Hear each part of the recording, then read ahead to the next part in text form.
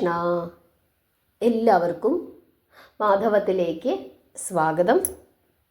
ഇന്ന് നമ്മൾ ഗണപതി ഭഗവാന്റെ ഒരു വിശേഷപ്പെട്ട ഒരു നാമമാണ് നിങ്ങൾക്ക് പറഞ്ഞു തരുന്നത്. അതുകൂടാതെ ഭഗവാന്റെ ഒരു മനോഹരമായ കഥയും. ഗണപതി ഭഗവാൻ വലിയ ബുദ്ധിശാലിയാണ് അല്ലേ? ആന തലയാണ് ഗണപതി ഭഗവാന്. അതുകൊണ്ട് തന്നെ പഠിക്കുന്ന കുട്ടികൾ വിദ്യയ്ക്ക് വേണ്ടി ഗണപതി ഭഗവാനെ ആരാധിക്കാറുണ്ട്. നല്ല ആരോഗ്യമുള്ള ദേവത എന്ന രൂപത്തിലും ഭഗവാനെ നമ്മൾ ആരാധിക്കുന്നുണ്ട്. അതുകൊണ്ട് തന്നെ രോഗദുരിതം കൊണ്ട് കഷ്ടപ്പെടുന്ന ആളുകളും ഗണപതി ഭഗവാനെ പ്രാർത്ഥിക്കാം. തടസ്സങ്ങൾ നീങ്ങാനും സമ്പത്തുണ്ടാകാനും എന്ന് വേണ്ട എല്ലാ കാര്യങ്ങൾക്കും ഓരോരോ നാമങ്ങൾ ഉപയോഗിച്ചിട്ട് ഭഗവാനെ നമുക്ക് പ്രാർത്ഥിക്കാനായിട്ട് സാധിക്കും.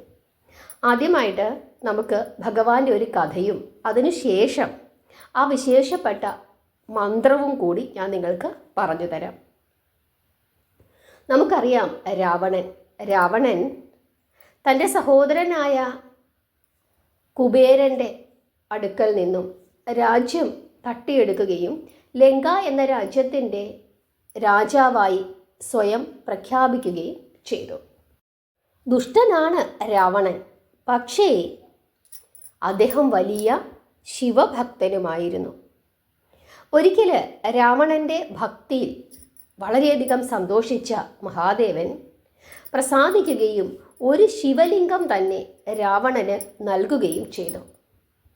ഈ ശിവലിംഗവും കൊണ്ടുപോയി ലങ്കയിൽ വെച്ച് പൂജിച്ചാൽ രാവണനെ ആർക്കും ജയിക്കാൻ സാധിക്കുകയില്ല എന്ന ഒരു വരം കൂടി മഹാദേവൻ രാവണന് കൊടുക്കുന്നുണ്ട്. അങ്ങനെ ഈ ശിവലിംഗവുമായി രാവണൻ ലങ്കയിലേക്ക് പോവുകയാണ്. ഈ ശിവലിംഗം വെച്ച് പൂജിച്ചാൽ പിന്നെ ആർക്കും രാവണനെ തോൽപ്പിക്കാൻ സാധിക്കുകയില്ല. അങ്ങനെയാണ് മഹാദേവൻ പറഞ്ഞിരിക്കുന്നത്. രാവണനാണെങ്കിൽ വലിയ ശിവഭക്തനും. ഈ വിവരം ദേവന്മാരറിഞ്ഞു. ആ വിവരം എന്തു ചെയ്തു? ഗണപതിയോട് ചെന്ന് പറഞ്ഞു. ഗണപതി ഉടൻ തന്നെ ഒരു ബ്രഹ്മചാരിയുടെ വേഷം ധരിക്കുകയും രാവണൻ്റെ പുറകെ കൂടുകയും ചെയ്തു. അങ്ങനെ വിനായകൻ്റെ ശക്തിയാൽ രാവണന് വഴിക്ക് വെച്ച് എന്തുണ്ടായി? മൂത്രശങ്കയുണ്ടായി. പക്ഷേ ശിവലിംഗം കയ്യിൽ വെച്ചുകൊണ്ട് എങ്ങനെയാണ് മൂത്രമൊഴിക്കുന്നത്? അത് പാപമല്ലേ എന്ന് കരുതി ഇങ്ങനെ സംശയിച്ചു നിൽക്കുന്ന ആ ഒരു സമയത്താണ് അതാ പുറകിലൊരു ബ്രഹ്മചാരി പതിയനെ കുണുങ്ങി നടന്നു വരുന്നു. ഉടൻ തന്നെ രാവണൻ ആ ബ്രഹ്മചാരിയുടെ അടുക്കൽ ചെന്നിട്ട് പറയുകയാണ്, ഞാനൊന്ന് മൂത്രം ഒഴിച്ചിട്ട് വരാം, ഞാൻ മടങ്ങി വരുന്നത് വരെ ഈ ശിവലിംഗം ഒന്ന് സൂക്ഷിച്ചു കൊള്ളാമോ എന്ന് ചോദിക്കുന്നു. ബ്രഹ്മചാരി സമ്മതിച്ചു. പക്ഷേ എന്തെങ്കിലും കാരണവശാൽ വരാൻ വൈകിയാൽ താൻ 3 തവണ വിളിക്കുമെന്നും അതിനുള്ളിൽ എത്തിയില്ലെങ്കിൽ ശിവലിംഗം ഇവിടെ വെച്ചിട്ട് പോകുമെന്നും ഗണപതി എന്ന ബ്രഹ്മചാരി രാവണനോട് പറയുന്നു. രാവണൻ സമ്മതിച്ചു. അവിടെയും ഗണപതി ഒരു കുസൃതി ഒപ്പിച്ചു. അതായത് എത്ര തവണ മൂത്രം ഒഴിച്ചിട്ടും രാവണന് മതിയാകുന്നില്ല. ഇതിൻ്റെ ഇടയ്ക്ക് ഗണപതി 3 തവണ വിളിച്ചു. കുറച്ചു കഴിഞ്ഞപ്പോൾ രാവണൻ മടങ്ങി വന്നു. ഗണപതി വിളിച്ചതൊന്നും രാവണൻ കേട്ടില്ല. കുറച്ച് സമയം കഴിഞ്ഞപ്പോഴാണ് മടങ്ങി വന്നത്. നോക്കുമ്പോൾ ശിവലിംഗമത താഴെ ഇരിക്കുന്നു, ബ്രഹ്മചാരിയെ കാണുന്നുമില്ല. രാവണൻ ഓടി വന്നു ശിവലിംഗം എടുക്കാനായിട്ട് ആരംഭിച്ചു. പക്ഷേ ശിവലിംഗം എടുക്കാനായിട്ട് പറ്റിയില്ല. അതോടുകൂടി രാവണന് വലിയ ദേഷ്യം വന്നു. കോപിഷ്ഠനായ രാവണൻ ആ ബ്രഹ്മചാരിയെ കണ്ടുപിടിച്ച് ബ്രഹ്മചാരിയുടെ തലയിൽ 2 കിഴുക്ക് വെച്ച് കൊടുക്കുകയും ചെയ്തു. ആ സമയത്ത് ബ്രഹ്മചാരി തൻ്റെ ആ വിശ്വരൂപം കാണിച്ചു കൊടുത്തു. അപ്പോഴാണ് അത് ഗണപതിയാണ് എന്ന് രാവണന് മനസ്സിലായത്. ശിവപുത്രനാണ് ഗണപതി. താൻ ചെയ്തു പോയ തെറ്റിനു പ്രായശ്ചിത്തമായി സ്വന്തം തലയ്ക്ക് പിടിച്ച് കിഴുക്കുകയും കാലും കൈയും പിണച്ച് കാതുകളിൽ പിടിച്ച് എത്തമിടുകയും ചെയ്തു രാവണൻ ഗണപതിക്ക് മുമ്പിൽ. അത് കണ്ടതും ഗണപതി ചിരിച്ചു. അന്നു മുതലാണ് എല്ലാവരും പാപപരിഹാരത്തിനായിട്ട് ഗണപതി ഭഗവാന്റെ മുമ്പിൽ ഏത്തമിടുന്നത് എന്നാണ് വിശ്വാസം. അതായത് ആദ്യമായി ഗണപതി ഭഗവാന് മുമ്പിൽ ഏത്തമിട്ടത് ആരാണ്? രാവണനാണ്. ഈ രാവണൻ എങ്ങാനും ഈ ശിവലിംഗവും കൊണ്ടുപോയി ലങ്കയിൽ വെച്ച് പൂജിച്ചാൽ പിന്നീട് എന്താണ് സംഭവിക്കുന്നത്? ശ്രീരാമചന്ദ്രന് തൻ്റെ അവതാര ഉദ്ദേശം നടപ്പിലാക്കാൻ സാധിക്കുകയില്ല. അതുകൊണ്ടാണ് ദേവന്മാർ ഗണപതിയോട് ഇക്കാര്യം പറഞ്ഞത്. അതുമാത്രമല്ല, ആർക്കും തന്നെ ജയിക്കാൻ സാധിക്കുകയില്ല എന്ന ഒരു അഹങ്കാരം കൂടി രാവണന് വന്നാൽ പിന്നെ ദേവന്മാർക്ക് ദേവലോകത്ത് ഇരിക്കാനും പറ്റില്ല, കിടക്കാനും പറ്റില്ല. രാവണൻ നേരെ അങ്ങോട്ടേക്ക് ചെല്ലും. അപ്പം അങ്ങനെയുള്ള ദോഷങ്ങളിൽ നിന്ന് ഒക്കെ ഒഴിവാക്കുന്നതിന് വേണ്ടിയിട്ടാണ് ദേവന്മാർ ഗണപതിയെ സമീപിച്ചത്. ഇങ്ങനെയാണ് ശിവപുരാണത്തിൽ പറഞ്ഞിരിക്കുന്നത്. നിങ്ങൾക്ക് ഈ കഥ മനസ്സിലായി എന്ന് വിശ്വസിക്കുന്നു. ഇനി നമുക്ക് ഗണപതി ഭഗവാന്റെ ഒരു നാമം, ആ നാമം നമുക്കൊന്ന് നോക്കാം. ഞാൻ ഈ പറയുന്ന നാമം എല്ലാ ദിവസവും 2 നേരം വെച്ച് 108 തവണ ജപിക്കുന്നത് വളരെ വളരെ ശ്രേഷ്ഠമാണ്. കഴിയുന്നതും വിളക്ക് തെളിയിച്ച് നിലവിളക്കിൻ്റെ മുമ്പിൽ ഇരുന്നു കൊണ്ട് തന്നെ ജപിക്കുന്നതാണ് ശ്രേഷ്ഠം. 2 നേരവും ജപിക്കാൻ സാധിക്കുന്നില്ലെങ്കിൽ 1 നേരം എങ്കിലും ഏറ്റവും കുറഞ്ഞത് ജപിക്കണം. ഈ നാമം ജപിക്കുമ്പോൾ എന്തെങ്കിലും ഒരു പ്രസാദം ഗണപതി ഭഗവാന് സമർപ്പിച്ചിട്ട് ജപിക്കാനായിട്ട് ശ്രദ്ധിക്കുക. നിലത്തിരുന്ന് ഒരു പായോ എന്തെങ്കിലും ഇട്ട് ആ പായയുടെ മുകളിൽ ഇരുന്നു കൊണ്ട് വേണം ജപിക്കാനായിട്ട്. അതല്ല, നിലത്തിരിക്കാൻ സാധിക്കുന്നില്ലെങ്കിൽ കസേരയിട്ട് ഇരുന്ന് ജപിക്കാം.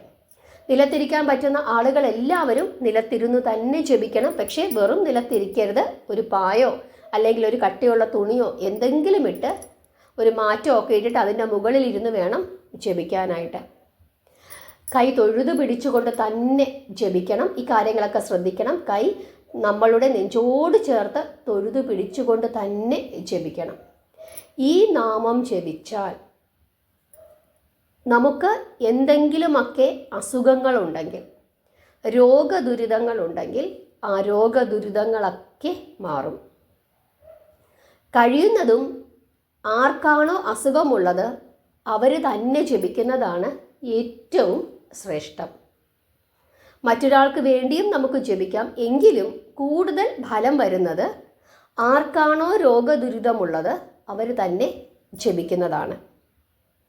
ഒരു 21 ദിവസമൊക്കെ അടുപ്പിച്ച് ഒരേ സമയത്ത് ജപിച്ചു കഴിഞ്ഞാൽ തന്നെ വലിയ മാറ്റമുണ്ടാകുന്നതായിട്ട് നമുക്ക് കാണാവുന്നതാണ്. നമ്മൾ നാമം ജപിച്ചു കഴിയുമ്പോൾ നമ്മൾ എന്താണോ പ്രസാദമായി ഭഗവാന് സമർപ്പിച്ചത് അത് നമുക്ക് കഴിക്കാവുന്നതാണ്. ഒരു ഗ്ലാസ് പാല് നമുക്ക് തിളപ്പിച്ച് വെക്കാം, അല്ലെങ്കിൽ ഒരു മുറി തേങ്ങാമുറി അത് നമുക്ക് വെക്കാം, അല്ലെങ്കിൽ ഒരു പഴം നമുക്ക് വെക്കാം, അവല് നമുക്ക് വെക്കാം, മലരി നമുക്ക് വെക്കാം, ഉണ്ണിയപ്പം വെക്കാം. എന്താണോ നമ്മുടെ കയ്യിലുള്ളത് അത് നമുക്ക് ഭഗവാന് സമർപ്പിക്കാം. ഒന്നുമില്ലെങ്കിൽ ഒരു ഗ്ലാസ് പാല് അല്പം ഏലക്കായും പഞ്ചസാരയും ചേർത്ത് തിളപ്പിച്ച് അത് നമുക്ക് വെക്കാം. അത് വളരെ നല്ലതാണ്. ഏലക്ക ചേർത്തിട്ട് ഒരു ഏലക്ക ചതച്ചിട്ട് കുറച്ച് പാലെടുത്ത് അതിനകത്തേക്ക് കുറച്ച് ഏലക്ക അല്ലെങ്കിൽ ഒരു ഏലക്ക ചതച്ചിട്ടിട്ട് അല്പം പഞ്ചസാര ഇട്ട് തിളപ്പിച്ച് ആ പാല് സമർപ്പിച്ചാലും അങ്ങേറ്റം ശ്രേഷ്ഠമാണ്. മന്ത്രം ഞാൻ പറഞ്ഞു തരാം. ഓം കുംഭോദരായ നമഃ. ഇതാണ് നാമം. ഓം കുംഭോദരായ നമഃ. ഇത് കഴിയുന്നതും ഒരേ സമയത്തു തന്നെ ജപിക്കാനായിട്ട് ശ്രദ്ധിക്കുക. 108 തവണ ജപിക്കുക. നിലത്തിരുന്നു കൊണ്ട് അല്ലെങ്കിൽ കസേരയിൽ ഇരുന്നു കൊണ്ട് കൈ നെഞ്ചോട് ചേർത്ത് പിടിച്ച് തൊഴുതു പിടിച്ചുകൊണ്ട്, നമ്മുടെ നെഞ്ചോട് ചേർത്ത് തൊഴുതു പിടിച്ചുകൊണ്ട് ഭഗവാനെ നോക്കി അല്ലെങ്കിൽ കണ്ണുകൾ അടച്ച് നമുക്ക് ജപിക്കാവുന്നതാണ്. ജപിച്ചു കഴിഞ്ഞ് നമ്മുടെ പ്രാർത്ഥന ഭഗവാനെ സമർപ്പിക്കണം, ഭഗവാനെ നമസ്കരിക്കണം. ശ്രദ്ധിക്കാനുള്ളത് കഴിയുന്നതും ഒരേ സമയത്ത് തന്നെ ജപിക്കുക, അടുപ്പിച്ച് ജപിക്കുക. അതുപോലെ തന്നെ എന്തെങ്കിലും ഒരു നൈവേദ്യം ഭഗവാന് സമർപ്പിച്ചിട്ട് ജപിക്കുക. തൊഴുതു പിടിച്ചുകൊണ്ട് ജപിക്കുക. അതുപോലെ തന്നെ തുളസിപ്പൂക്കൾ ഭഗവാന് ഒരു കാരണവശാലും സമർപ്പിക്കരുത്. മറ്റെന്ത് പുഷ്പങ്ങൾ വേണമെങ്കിലും നിങ്ങൾക്ക് സമർപ്പിക്കാം. പക്ഷേ ഗണപതി ഭഗവാന് തുളസിപ്പൂക്കൾ സമർപ്പിക്കാൻ പാടുള്ളതല്ല. അതിനൊരു കഥയുണ്ട്. അത് ഞാൻ നിങ്ങൾക്ക് അടുത്ത ദിവസം പറഞ്ഞു തരാം. തുളസിപ്പൂക്കൾ ഗണപതി ഭഗവാന് സമർപ്പിക്കരുത്. ആ കാര്യമൊന്ന് ശ്രദ്ധിച്ചു കൊള്ളുക. ഇത്രയും കാര്യങ്ങളാണ് പ്രധാനമായിട്ടും ശ്രദ്ധിക്കാനുള്ളത്. ഓം കുംഭോദരായ നമഃ എന്ന് ജപിച്ചു കൊള്ളുക. എല്ലാ വിധത്തിലുള്ള അസുഖങ്ങളും നമുക്ക് മാറും. രോഗം നമ്മളിൽ ഉണ്ടാവുകയില്ല. എന്തെങ്കിലും തരത്തിലുള്ള രോഗം ഉണ്ടാകാനുള്ള സാധ്യതയുണ്ടെങ്കിൽ പോലും വിശ്വാസത്തോടുകൂടി ജപിച്ചു കഴിഞ്ഞാൽ അതെല്ലാം മാറിപ്പോകും. പക്ഷേ വിശ്വാസം വേണം. ജപിച്ചു കൊള്ളുക അങ്ങേറ്റം ശ്രേഷ്ഠമാണ്. എല്ലാവരും ജപിക്കുക. കാരണം അസുഖങ്ങളുള്ളവരും ഇല്ലാത്തവരും ഒക്കെ ജപിക്കുക. കാരണം നാളെ എന്തെങ്കിലും അസുഖം വരാനുള്ള സാധ്യതയുണ്ടെങ്കിൽ ഇല്ലാതായിക്കൊള്ളട്ടെ. അതിനുവേണ്ടി വിശ്വാസപൂർവ്വം ജപിച്ചു കൊള്ളുക. എല്ലാവർക്കും മനസ്സിലായി എന്ന് വിശ്വസിക്കുന്നു. നാമം ജപിക്കുക, പ്രാർത്ഥിക്കുക. ഹരേ കൃഷ്ണ.